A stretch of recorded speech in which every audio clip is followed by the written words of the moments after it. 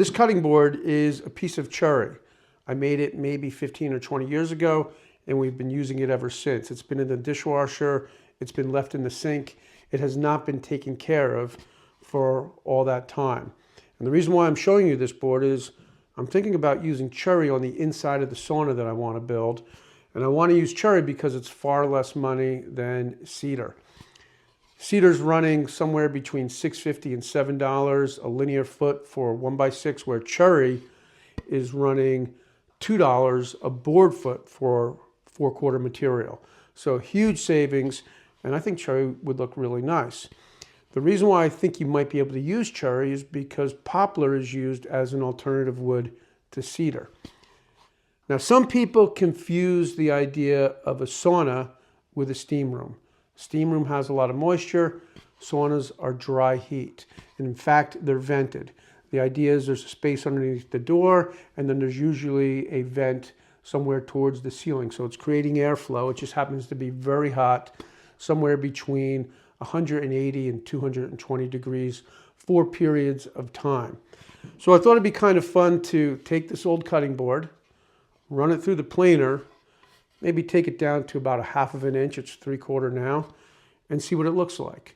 And really what I'm making this video for is your input. So if you know anything about building saunas, if you know anything about cherry on the inside of a sauna, one thing you may not realize is that cherry is very rot resistant. It's a good wood for exterior use. So that's another reason why I think cherry might be a good alternative to cedar for the inside of a sauna. So let's go ahead and run this board through the planer.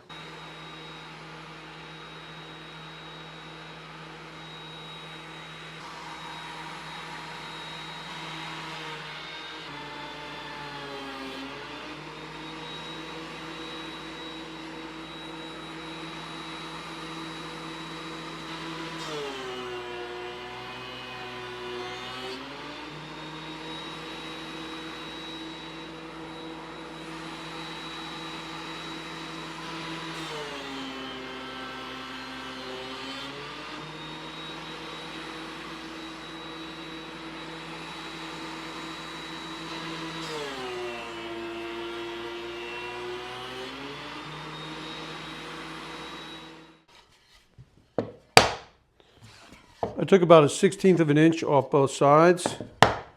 See, it's nice and flat. Really brought that grain back to life.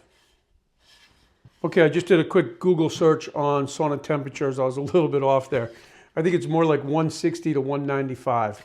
195 being pretty hot. But as you can see, this board looks great. And, you know, it just leads me to believe that cherry could be used, but I don't know. That's why I'm making this video. If you know, let me know in the comments. And if it turns out that after I do a little more research, that cherry is a suitable wood for inside a sauna, then that's what I'll be using when I start building the sauna in the next couple of weeks. Hope you'll tune in for that, and I'll see you then.